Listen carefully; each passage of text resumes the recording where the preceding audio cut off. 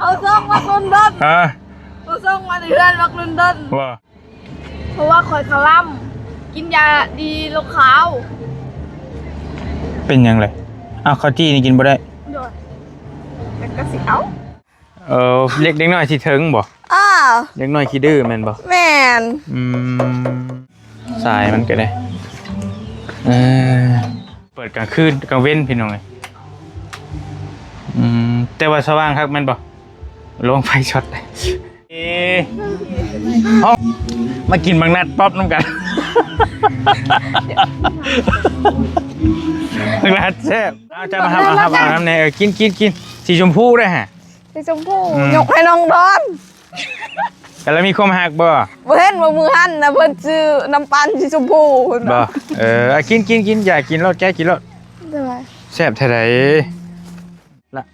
แซ่บสีชมพูก็แซ่บแล้วเหรอวะเงินน้ำอ้ายหันอ้ายสิคันบ่อ้ายบ่ได้ขึ้นมาแล้วสิโอนให้เด้อสิโอนให้ทีมงานแล้ว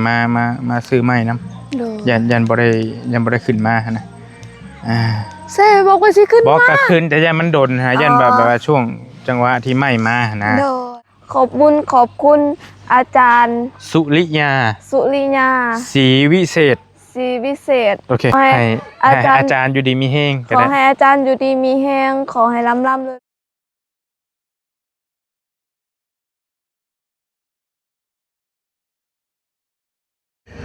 บอลลี่กำลังเดินทางมาหาน้องป๊อปก่อนพี่น้องไอ้เนาะมาเบิ่งไฟฟืนไฟฟ้าเพิ่นก่อนรู้สึกว่าเพิ่นลงเรียบร้อยแล้วนะพี่น้องเนาะเพิ่นส่งหาบอลลี่ก็ได้จ่ายเงินจ่ายทองเพิ่นไปเรียบร้อยแล้วแหละก็ยังมีโอกาสได้ขึ้นมาอยู่โอ้เบิ่งได้หำเด้อมีโอกาสก็เลยขึ้นมาหาน้องเพิ่นแล้วก็สิให้เพิ่นขอบมุกขอบใจขอบบุญขอบคุณทางผู้เพิ่นซอยก่อนบ่ฮู้ว่าอยู่บ่หรือจังใดนะพี่น้องเนาะทางน้องละเพิ่นก็ได้แล้วก็การช่วยเหลือเฮาบ่ฮู้ว่าดำเนินการไปฮอดไสแล้วทีมงานก็ยังบ่ได้ประสานถามอยู่พี่น้องเนาะเพราะว่าน้องป๊อปนี่ก็เป็นอีกเคสนึงที่เฮากำลังระดมทุนแล้วก็ใส่บ่แม่นใส่ขออภัยใส่ไผ่นั่นแหละใส่ไฟแล้วก็เตรียมสิยกเคลื่อนให้น้องเพิ่นเพราะว่ามันมีตีนเสามีไม้เสาในแล้วจำนวนนึงแล้วก็กำลังสิคุยกับทีมงานว่าสิสั่งเสาให้น้องเพิ่นมาบ่แม่นสั่งเสาเพิ่มมาแล้วบ่เสาแล้วก็สั่งไม้นี่แหละขออภัยบ่ผิดบ่ถูกแล้วบ่ลีก็ได้เนาะสั่งไม้มาให้น้องเพิ่นเดี๋ยวสิระดมก่อนเพราะว่าเงินหันมีน้ำเบาลีเน่ส่วนหนึ่งน้ำเบาบุญบ้านป่าน้ำเบาบุญสารวัตรน้ำเบาตูนเน่คือว่าจังสัตว์มีหลายคนนะก็สิระดมกันโฮมกันมาผู้เล็กผู้น้อยแล้วก็อย่างที่สั่งมาให้น้องเพิ่นเพราะว่าไม่เนี่ยมันก็ใช้เงินค่อนข้างจำนวนหลายเติบอยู่ได้เนาะไม่ก็ได้ป่ะลงไปหาน้องหลาเพิ่นก่อนคือซีเมนต์อยู่หั่นเด้กินนี่คือบ่เห็นอยู่จบดีอยู่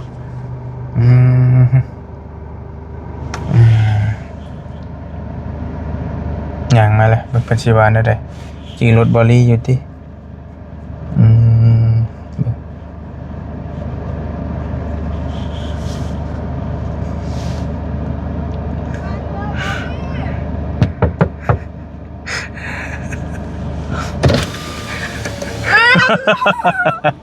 เอาส่งมาลุนดอน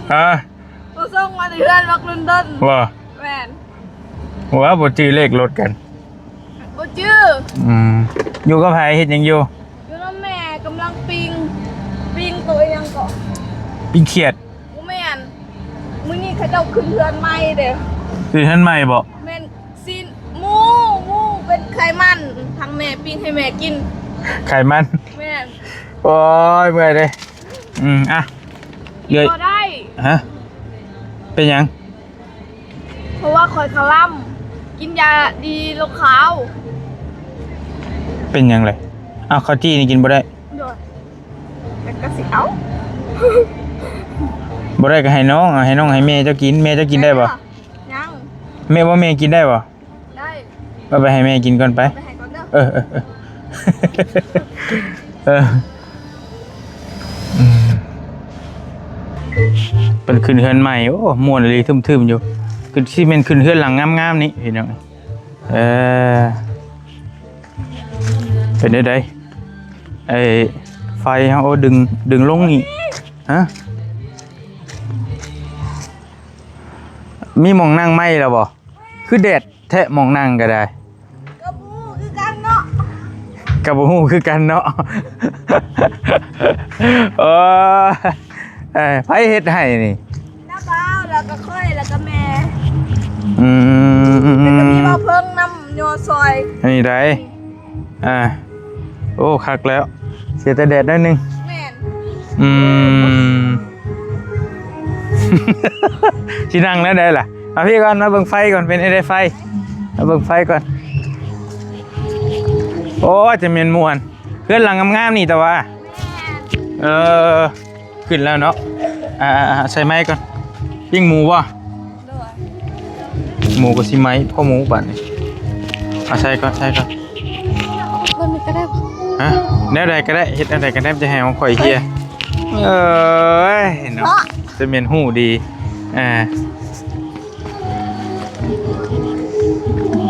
โอ้มันก็คงมักข่อยแล้วมันแบบนี้เห็นปะอย่ามามักเถาะมีไม้เดียวแม่นบ่แม่นอย่ามามักเถาะมันเป็นได้ไดไฟใส่ได้แล้วแม่นบ่น้องใส่ได้แล้วนิ่งมานี่เลยนี่ยาวปุ่มมาพุ่นเลยแม่นน้องไอ้เนาะอันนี้บ่จะว่ามันอยากต่ำโดยมันก็บ่ทำปานใดเห็นบ่ฮะเห็นบ่เล็กน้อยลิ้นเล็กน้อยสิถึงบ่เล็กน้อยขี้ดื้อแม่นบ่แม่นแต่ก็บ่เป็นหยังหรอกบ่เป็นหยังโดยความหมายว่าน้องเพิ่นว่ายังมันต่ำโพดเลยโดยอ้ายก็ส่งหาเพิ่นแล้วเพิ่นว่าสำนี้แล้วมาตรฐานมันเพิ่นว่านะโดยเพิ่นว่าสิเอาขึ้นก็สิแงนเบิ่งเลขไฟอีกจดเลขไฟก็ยากอีกก็สิแม่นความเพิ่นอยู่การสิยับตัวนี้ขึ้นอีกมันอยู่พุ่นแน่น้องไอ้บัดแม่นบ่ฮู้มันอยู่หั่นเด้ก็สิมาจดเลขไฟก็ต้องหาแนวเหยียบขึ้นหน่อยนึงหั่นนะโดยแต่ว่าถามว่าได้บ่ก็ได้คือกันไอ้น้องเพิ่นว่ายันเด็กน้อยมาขี้ดื้อก็ไม่เข้าใจอยู่ดอกบางคนถือมีดมาเนาะโดยเพิ่นว่าบ่ยันเด็กน้อยลิ้นเกาะอันนี้เกาะมันหันเกาะมันมีน่ะเพิ่นก็ดึงออกยันเด้อเฮาต้องมีความคิดใหญ่กว่าเด็กน้อยต้องหาพุดเอาหัวมาอ้อมเอาแคมทางบ่น้อยเดียวนี่นะมันบ่นิดน้อยนี่นะเฮาบ่ต้องอ้อมใหญ่กระเทินเฮ็ดอีกติแม่นชิ้นหน่อยเดียวได้อยู่ดอกบ่เป็นหยังดอกเนาะได้อยู่ดอกบ่ได้สูงไปแต่ไปยืนมึงดูมันท่วมหัวเจ้าได้ป๊อบเอ้ยหรือว่าเจ้าเตี้ยบ่แม่นโอเคไฟแห้งอยู่ดีเป็นได้ไปขึ้นเบิ่งทางเฮือนไปขึ้นเบิ่งเฮือนไปขึ้นทางเฮือนเลยป่ะถือว่าเงินบริจาคเรียบร้อยแล้ว6.5 ล้านพี่น้องตัวตีไป10,000 บาทซะเอาง่ายๆก็ได้เพิ่นเอาเข้าอยู่นี่เลยเนาะต่ำแค่อยู่นี่เลยสายมันก็ได้โอเคมาขอขึ้นเบิ่งหน่อยฮึบซุบซุบ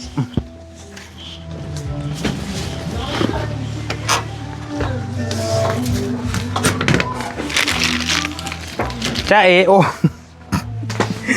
กำลังแซ่บเลยเฮ้ยมีแฟนใหม่ล่ะพ่นเอามาได้ใช่นี่เห็นไหมอารมณ์นี่จ้าปกติป่ะปกติอะไรที่เก็บครับ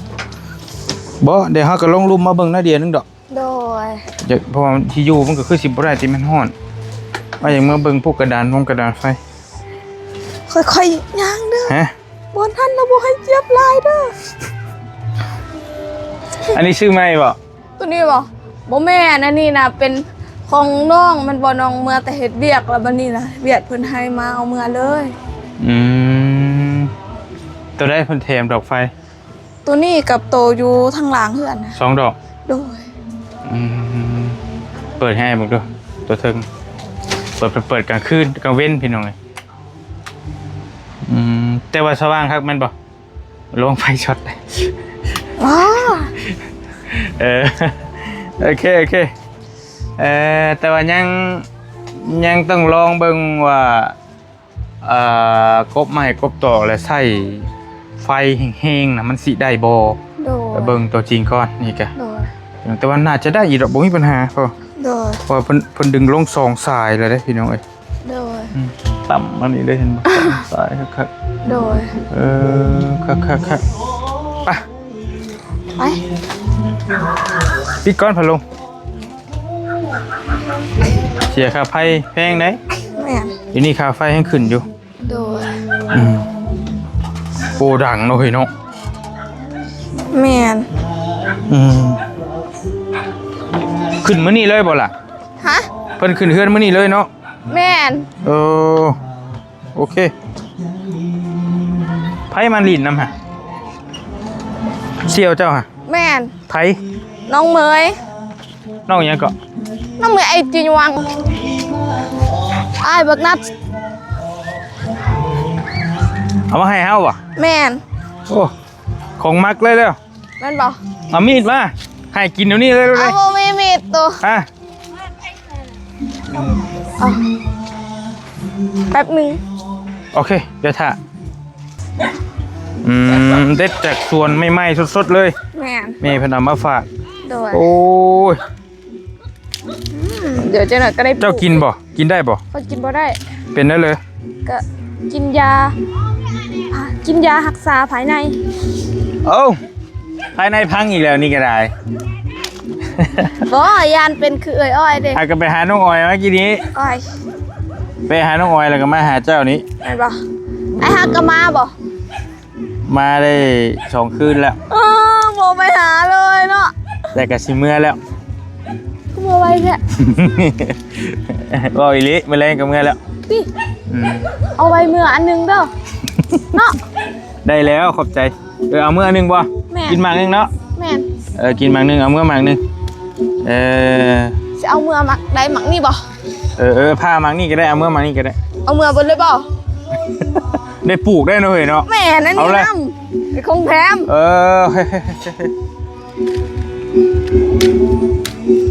เสียงเพลงดังหน่อยหนึงเด้อพี่น้องเด้อ แม่น มันมีงานขึ้นเฮือนใหม่ไต่เฮือนงามบ่สะดอกอยู่หม่องเตียงน้องก็มันมีอยู่ แต่ว่ามันแดดมันห่มจังหน่อยก็ห่มแหละติ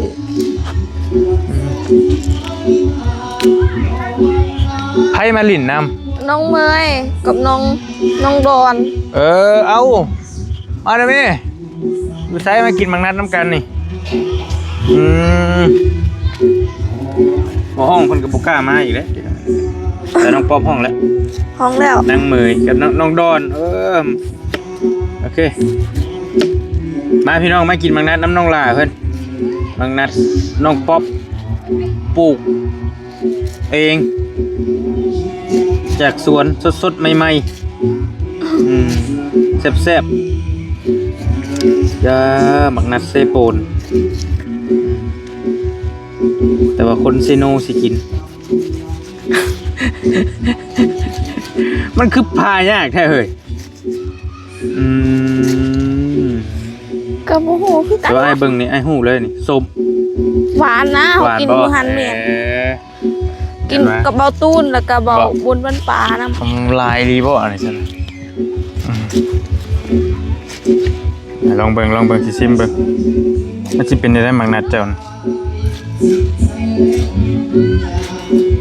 มันจะออกมาเป็นรสชาติแบบไหนตามันเลิกถ้ามักนี้ตามันสิบ่เลิกปานนี้ แม่นบ่ เจ้าภายในเจ้าบ่ดีบ่ล่ะ ก็แม่น คือหูภายในบ่ดี ก็เขากินก้อนยันเป็นคืออ้อยเด้เพราะว่าเขาเป็นลงข้าว เป็นลงขาว แม่น ส่วนหลายผู้หญิงมักเป็นเนาะ โดย พี่น้องภายในบ่ดีบางนัดนี่ก็คาล่ำเพิ่นให้คาล่ำบ่ แม่น เอ้าบางนัดนี่ก็ผิดบ่ พิษ สร้างว่าแท้น้ำลายอย่าไหลน้ำได้แหละแค่นั้นแหละ ไล่อย่าเฮยน้ำได้ บ่เหลือ บ่เหลือ บ่เราบ่เหลือติ แม่น ไอ้เยอะอื้อหืออื้อหือไอ้เยอะบ่ปานนั่นก็ได้นะให้หย่ำเบิดตาเบิดหยังมันน่ะ เอามันสิบ่แซ่บติ แซ่บแซ่บคือ บ่ กัน นะยันถึกปาก ไอ้ว่าสิมาแวะหาเมื่อคืนแต่ว่ามันมาบ่ทัน จ้า ไปถ่ายเคสอยู่บ้านชะมูนเขาแบบมาแล้วไส้ก็มานำไหลเด้อ อ๋อ พ่อเล่นมาส่งไส้นี่แต่ว่าสิมาอยู่เมื่อคืนนี่ก็ได้แต่ว่ามาบ่ทันยันว่าเมื่อพูดถึง9 โมงน่ะเจ้าสินอนไงกลับขึ้นมาก็ อ๋ บ่ อเด้อบ่เป็นหยังแต่ก็ดีใจแล้วเห็นไอ้มา บ่ แม่น ปากหวานไปเบิดแหละ อันนี้ ม คันกระสั่นบ่จงมักนัดให้ดอก บ่ แม่น อืม คอยละแนมเบิ่งคู่มือใดเนาะบ่ แหน มีจะ ม ขึ้ เบิ่ น ง มา ซุมื้อ แม่น เอาเป็นเว้าคือ อันนี้เพราะว่าถ้ามักนัดนี่เด้ยันมักนัด บ่ สุกก่อน อืม มันบ่หมดเถื่อ หลายแท้ บ่ได้แล้วนะพาเอาแล้วนะ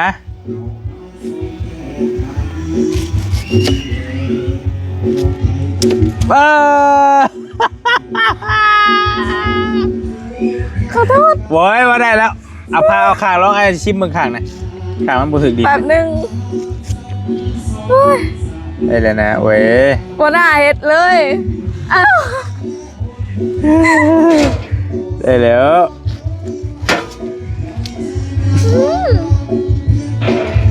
ให้ไอเฮ็ดเองซะ เออโอ้ยสิเป็นเลยๆไม่มีปัญหา ไอเฮ็ดเองหนูเฮ็ดบ่เป็นแล้ว ทำตัวไม่ถูกแล้วใช่ไหม ใช่ อืม บ่น่าเฮ็ดให้กินเลย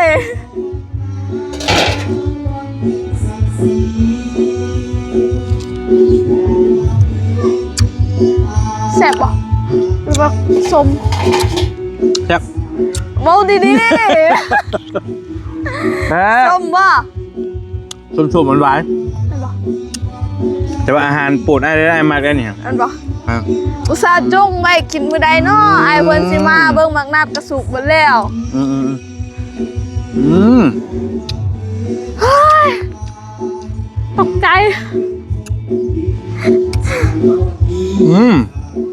เลยให้ทองเท้าน่ะ ฮะให้ไปเอิ้นให้บ่ มาเปิดไปสวัสดี ห้องแต่เฮิงโมมาเว้ยโอเค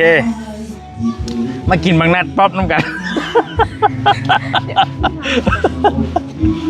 บางนัดแซ่บมาจะมือไหนล่ะ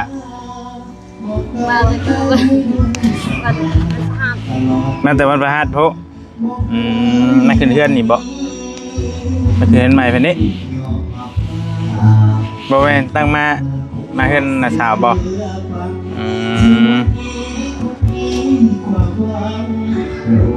เมื่อวานนี่เนาะไม่กับหามาให้ หามาให้ไผ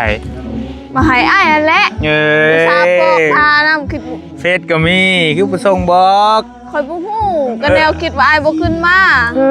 ได้ยินแต่ คือว่าหาทาซะ ฮะ บ่ได้ได เพราะว่ามีคนไลน์บอกว่าอ้ายขึ้นมาก็บ่สิขึ้นมาแต่ก็บ่ฮู้ว่าจักคอยคิดว่าถ้าประมาณ 7:00 นนี่อ้ายเพิ่นสิมา 8:00 นคอยละบ่อาบน้ำ บ่อาบน้ำ แม่น ยังบ่ได้อาบเท่าปานนี้ อันนี้น่ะอาบแล้วก็คิดว่าอ้ายเขาคือสิบ่มาแล้วยันอ้ายเพิ่นเมื่อยมื้อนี้นะ ให้กินได้บ่กินบ่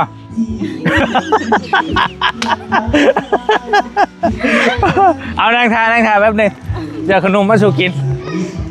กินรถกินนางรถ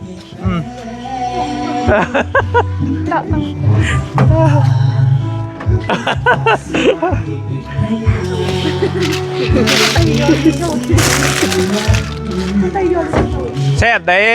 ของป้อมฮะป้อมเห็นให้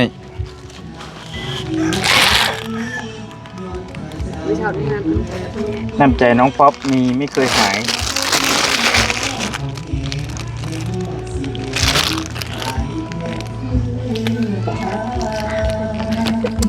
พี่น้องอาจจะจำได้อยู่ที่น้องดอนที่เฮาไปเยี่ยมเพื่อนน้องละเพิ่นแล้วก็ไปน้องเพิ่นพาขึ้นไปหาหน่อไม้ร้องบาดมือให้น้องก็เสียวเด้เสียวจริงๆหน่อไม้ยังอยู่บ่น้อง เรียบร้อย หน่อไม้ยังอยู่บ่น้องปูน่ะขึ้นหาอยู่บ่บ่ได้ขึ้นใช่มั้ยนี่ขึ้นบ่ขึ้นอยู่บ่ปูน่ะ ดอนตัวดอน ขึ้นเยอะยังอยู่บ่ เรื่องอะไร ยังอยู่เอาล่ะกินก่อนให้คนละถุง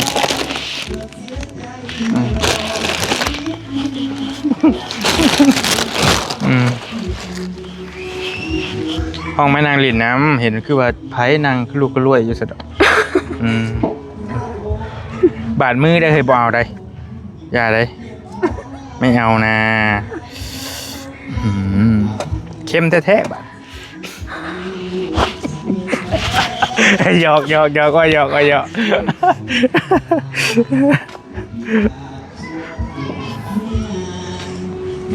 บ่จะแซ่บอยู่ได้แต่ว่าคันคนบ่มักสมบ่ได้จะให้กินได้สมได้อยู่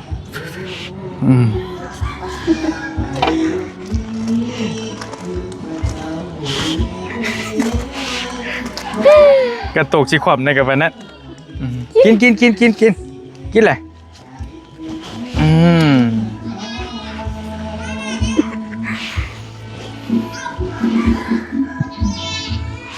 โอ้ยยังมียกโป้คือยัง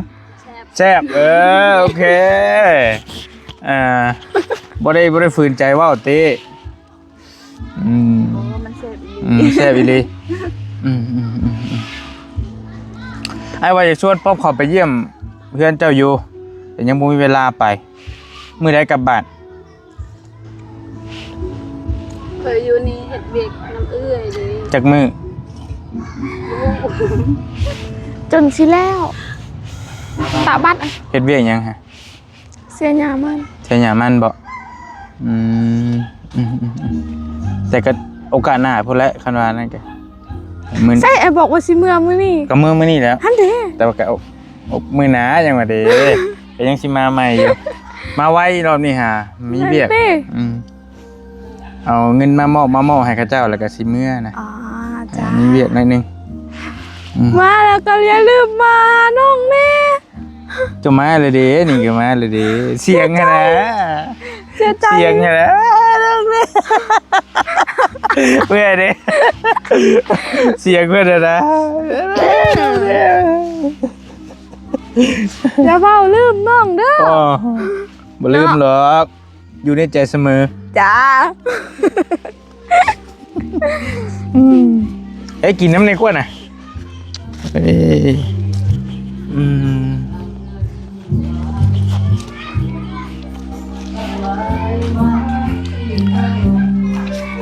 เบิ่งถ้าเบิ่งสิหน้า ครับบ่เข้มจ่ายจะตายนะโอ้ยนาย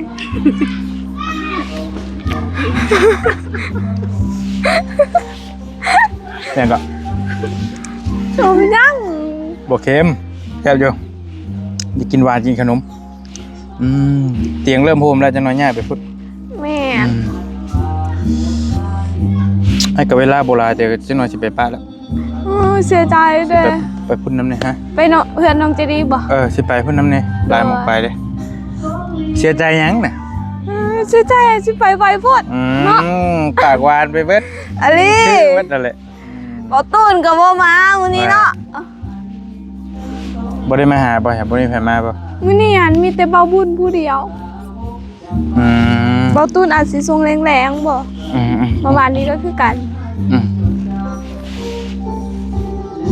เป็นได้บ่เฒ่าเจ้าใครแน่แล้วแต่ยังบ่ได้เฮ็ดงานบ่เจ้าของมื้อนี่ก็ได้ยังอยู่บ้านซื่อ เพราะว่าเราสิเป็นตอนกลางคืนเพราะว่าๆมักเป็นยังเมื่อคืนเฮ้ยเป็นแบบใดหั่นล่ะ หายใจยากนะ หายใจฝืดเพราะว่าใดๆป๊อปหายใจฝืด ภาษาบ้านเจ้าหั่นนะ อ๋อ เออ ตะงึตะระเตะตะงึตะระเตะตางึ ตังงึ ตา ตา ระเตะ ละเตอ โดย ตังงึตาละเตอ โดย เว้าอยากได้นี่ตังงึตาละเตอ โดย โอเคเห็นพากันกินข้าวแล้วบ่ เอาเลย มาแต่โดนแล้วบ่เจ้าสองคน เมนมาติดโดนเพราะว่าเพื่อนเขาคือเพื่อนใหม่ มาแต่เช้า เพิ่นก็ฮอดเบิดอยู่ที่ฮอดเบิดทุกคนอยู่บ่ฮอด บ่ได้เมาบ่ เมายังแบบคนอยู่เบืองนี่น่ะมีแต่คนคริสเตียน บ่กินเหล้ากินเบียร์ แม่นคน เอา ค เลย ริสเตียนก็ฮอดเหมือนสุคน คือดีแท้เพิ่นห้ามบ่ ห้าม เฮ้ย คลาม อืมคลำได้อยู่บ่ ลักกินแน่หน่อยนึงเนาะ เอาไว้ถ้าลากระตกนะเพราะแล้วไอ้เบิ่งน้องมันคือสิยากเอ้ยเด้ออันนั้นเฮาก็อยู่เตียงก็แดดสิไปนั่งอยู่พุ่นก็ได้เท่านั้นแหละ อันน่ะน้องดอนไอ้ถามหน่อยหนึงอันมีคนพยายามอยู่เฮือนอยู่บ่ล่ะไผพยายามอยู่เฮือนเจ้า มีแล้ว ไผแหละ แต่ก็บอกให้มันชุบได้กว่าไผพยายามตั้งสติก่อนไผพยายามเฮือนเจ้า เอาแล้วหมอนี่ แสดงผู้บ่าวนะนี่บ่ทีมงานเพิ่นไปช่วยเรือหนนะไผมีไผไป บ่มีแต่เบาจันไปเพียงนี้ ไอ้คือเห็นคลิปเจ้าไปใส่วะคลิปเก่าปะจะไปน้ำตกไปน้ำอยู่ใส่วะ คลิป เห็นอยู่คลิปน้องดอน คลิปใหม่ คลิป คือ เก่าเพราะหรือคลิปใหม่วะจะไปใส่วะอันนั้นนะ เอาผักกูด ไปเอาผักกูดโบแมนอยู่เมืองไปเมืองนองบอกหรือไปใส่ทุกอย่างนี่ แต่ด้นแล้ว แต่เฮงเราอ่ะโอ้อ๋อไปอันว่ามันมีอหย่างครัวไม่ไผ่นะแม่ แม่น มันเอิ้นหยังว่าเอิ้นหยังนะ สะพาน สะพานไม้ไผ่บ่แม่นสะพานไม้ไผ่อหยังเอิ้นหยังวะ กลัวหยังก็ค่อยบ่ฮู้คือกัน เอิ้นหยังล่ะ กลัวเซละน้อง แม่นบ่เซละน้องบ่บ่ ครัวแกงละล่อง ฮะ ครูแกงกับเรากลัวเซละน้องอะดิ บ่มี ไอ้ว่าออกไปดีเลยหมอนี่ก็ได้ ครัวแกงละล่องมันแกงใหม่แม่นบ่ มันเป็นไม้ที่เขาจะเอาไม้ไผ่เฮ็ดยาวเลยนะ ครัวแกงละล่อง รถไอ้ไตได้บ่ ได้ ได้บ่สิกล้าไต แคบวะแคบตัวหันน่ะบ่กว้างขับ บ่ รถนี่ดอก แคบบ่แคบไว้แต่ยังมันหักมันสิบ่หักบ่ บ่ฮัก ไปบ่าคนลายดีไปเขาบ้านเขาเจ้าอยู่ภาคพุ่น อ๋อ เอารถใหญ่ไปก็ได้ เขาเจ้าพากันร่วมแฮงร่วมใจกันเฮ็ด แม่น สะพานข้ามไป แม่น ไกลบ่จังนี้ไป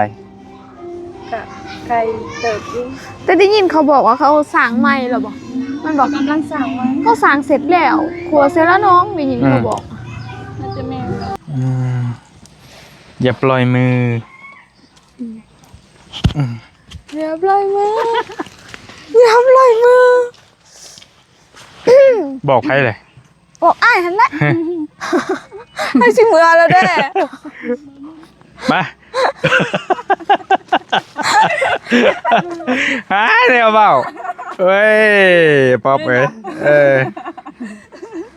มันเคยจับมือเจ้าจักเทื่อ เนาะใกล้สิเมื่อแล้วเด้นี่ก็คือกันมันหมายความว่าไอ้สิเมื่อแล้วเด้อย่าไป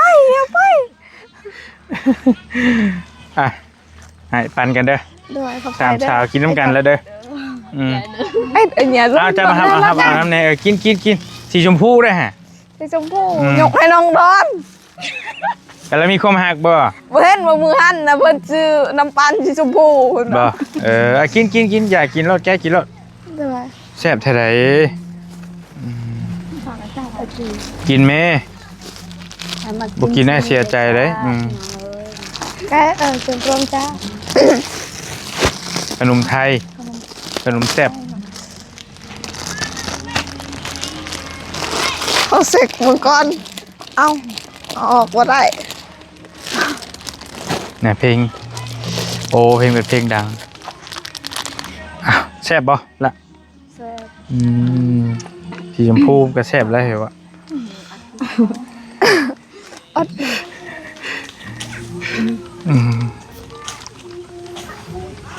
ทีมงานว่าสิไม่เจ้าสิมาไม่ได้ ก็ยังบ่ฮู้คือการวันนี้เขาเจ้าก็ยังทาเบิ่งก่อนจักสิมามื้อใดก็บ่ฮู้กันเขาเจ้ายังบ่ทันได้แจ้ง มีแต่เงินน้ำอ้ายหันอ้ายสิคันว่าอ้ายบ่ได้ขึ้นมาแล้วสิโอนให้เด้อ โดย สิโอนให้ทีมงานแล้วมาซื้อไม้นํ โดย ยันบ่ได้ขึ้นมาหั่นนะแซ่บอกว่าสิขึ้น บอก มา ก็ขึ้นแต่ยันมันโดนฮะยันแบบว่าช่วงจังหวะที่ไม้มาหั่นนะ โดย เพราะว่าช่วงนี้อ้ายก็ยากแฮง โดย ยากเวลามาลบไปลบมา โดย พี่น้องเบาเตียงยังอยู่เหนือเพิ่นก็เลยอยู่หึงบ่ได้ โดย เพิ่นยังไปซอยครอบครัวสาวอันนั้นอยู่สาวพรอยู่ โดย เห็นอยู่แล้ววะเห็นเพจแล้วอยู่แล้ววะ เห็น เพิ่นยังบ่ได้ลงมาเด้ โดย ไปแต่ดนแล้วก็ได้ โดย บารีก็เลยยากหน่อยนึงพี่น้องญาติเวลามา โดย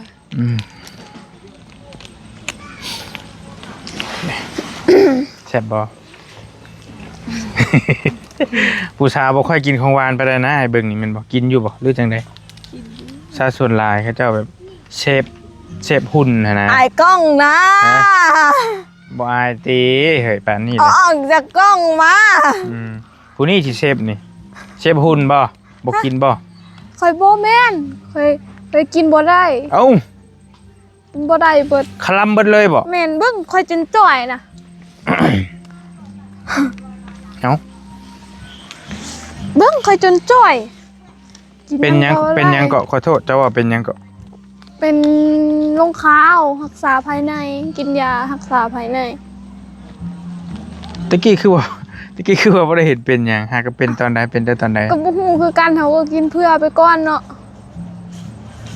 กินเพื่อแบบใด กิน นี่ยังงงเหมือยังงงแหละ เป็นโรคข้าวหันมันเป็นสุคนอยู่แล้วสำหรับเป็นผู้หญิงน่ะ เพียงแต่เฮาสิรักษาหรือบ่เห็นเป็นเฮาปาก ต้าน โดน สิบ่กินยาต้านไว้ แม่ ยามันเป็นสิบ่ ยันมันเป็นโดนแล้วมันสิแบบว่าสิบ่มีลูกอะนะบางคนน่ะ ยันบ่ได้ลูก แม่ มันได้สิได้พ่อมันยังบ่ได้มันได้สิได้จักเทื่อแม่นบ่เมย เพื่ออนาคต แต่คันเอา พ่อ กิน มันอยู่ใช้ละบัดนี้ทั้งได้พ่อมัน ยังบ่ปรากฏออกมา ฮะยังบ่ได้ไปกดมา ยังบ่ได้ปรากฏออกมา อ๋อยังบ่ได้ปรากฏนึกว่ายังบ่ได้กด แบบคัน ยังอยู่ เอา ใน ปลา ตู้ ไปดนจังซี่แล้วแบบเฮาสิเจ็บเฮาสิป่วยคือกับเอ้ยอ้อยหั่น ไปเห็นเชี่ยวนะเบิ่งนี่ว่า แม่น ไปเห็นเชี่ยวเป็นระยะบัดนี้ แม่น อืม คันเฮารักษาแล้วมันหายก่อนแล้วสิดีมันบ่ตรงร่างกายเฮานำ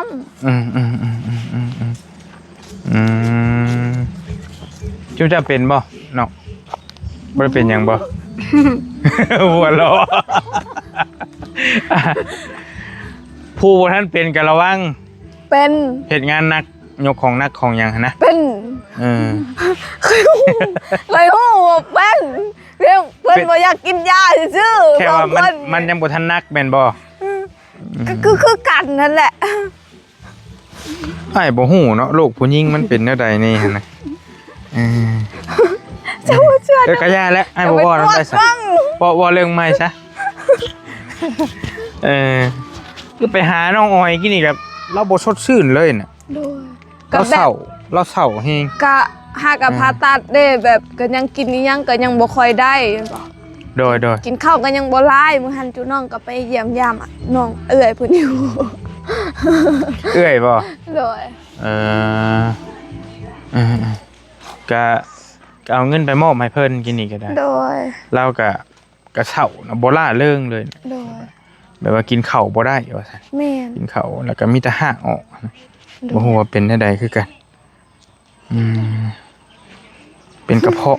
ตัวนะฮะเอานั่นแล้วอยู่ดีมีเฮงไปพาเด้อว่าซั่นว่าซี่เด้อ โดย แล้วน้องเด้อมีโอกาสสิเข้าไปเยี่ยมทางน้องโดนก็ได้พี่น้องจักมื้อละมา3 4 มื้อนี้ละวันศุกร์ 3 โอเคบ่โอเค ต้องไปบ่ให้บ่มัน ฮะว่า หากระสงมือติหากระขึ้นมาเมื่อวานนี่ก็มื้อวันพฤหัสนี่ก็วันศุกร์ มีผู้บ่าวแล้วบ่ถามอีหลี บ่มี บ่มีตัวไอ้บาปไรตัวบาปไรยังโสดอยู่แม่นบ่ แม่ เมื่อยได้เมื่อยจักเปอร์เซ็นต์ 90 เจ้าจักเปอร์เซ็นต์โสดจักเปอร์เซ็นต์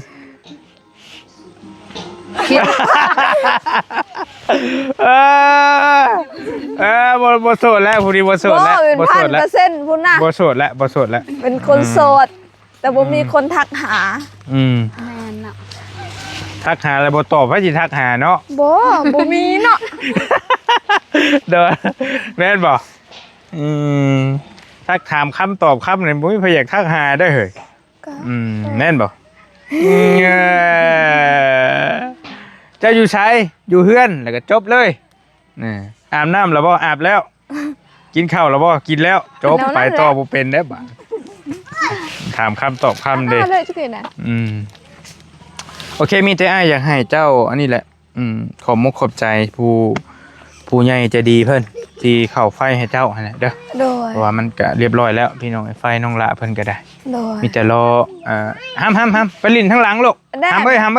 เลยจุกกระดาษ เอาขนมให้กับเจ้านี่คือสิอยากขนมเบิ่งทรงฮะคนละถุงฮะโอเคโอเค อ้อน โอ้ตีคิ้วใส่อีกโอ้โอเคผู้ใหญ่ใจะดีอยู่ฝั่งไทยเด้อน้องป๊อปเด้อเพิ่นชื่อว่าไม่ก็อยากลืมอาจารย์อยู่ฝั่งไทยกันแล้วกัน ที่เข้าไฟให้เฮือนน้องป๊อปนี่ อ๋อ อาจารย์สุริยาบ่แม่นแหละสุริยาศรีวิเศษ โดย แม่นแหละอาจารย์เพิ่นให้นบมือและ ขอบ อวยพรให้เพิ่นนี่ โดยขอบคุณอาจารย์ สุริยา สุริยา ศรีวิเศษ ศรีวิเศษ โอเค ขอให้ ให้ อาจารย์ อาจารย์อยู่ดีมีแฮงก็ ขอ ได้ ให้อาจารย์อยู่ดีมีแห้งขอให้ร่ำรวยๆเด้อเฮ็ดหยัง เด้อ ให้อยู่ควรยืนสุขภาพแข็งแรงขอให้ร่ำรวยๆเด้อ เจ้า ขอพระเจ้าอวยพร สาธุโอเคก็ถือว่าเงินรอบแรกบอลี่เอามาให้มาตะกี้ว่าสิสมทบเฮ็ดเฮือนแต่ว่า โดย ได้ก็คือไวเถอะเนาะไฟเนาะ แม่นใส่มือมันเศร้าหันตอนแรกได้ใส่เลย ไอ้งงว่ะปกติมันรอหลายเดือนได้พี่น้องไฟเฮือนน้องไฟนี่เฮือนน้องน้ำโตสกีโตยุลุมหั่นกะเฮิงได้นั่นก็เท่าไรเดือนได้อุ้ยแต่ว่าเฮือนน้องป้อมมีจรวดแห้งสวดชาติแห้งจะบริโอนเงินให้เพิ่นเรียบร้อยแล้วก็คือเว้ากันนั่นแหละ6 ล้านหาไปเด้ออยู่ดีมีแห้ง โดยอยู่ดีมีแห้งเด้อขอให้อายเดินทางปลอดภัยนำเด้อขอให้ โดย อายสุขภาพแข็งแรงความเจ็บอย่าได้ความไข้อยังมีขอให้พระเจ้าอวยพรเด้อ โด ขอย ให้อายเดินทางปลอดภัยเด้อ โอเคขอบใจหลาย โดย ๆมามังนัดใช่มังนัดก่อน ยังไม่ทันลืมเนาะ โอ้บ่ได้เลยมือเขาเฮือนผู้ได้สัตว์เพิ่นรูนิบหนกนิบในอีกเด้อยู่นี่ฮะไปได้สูตรมาได้ใช้ โอเค โอ้ลูกมากนัดทันเด็ด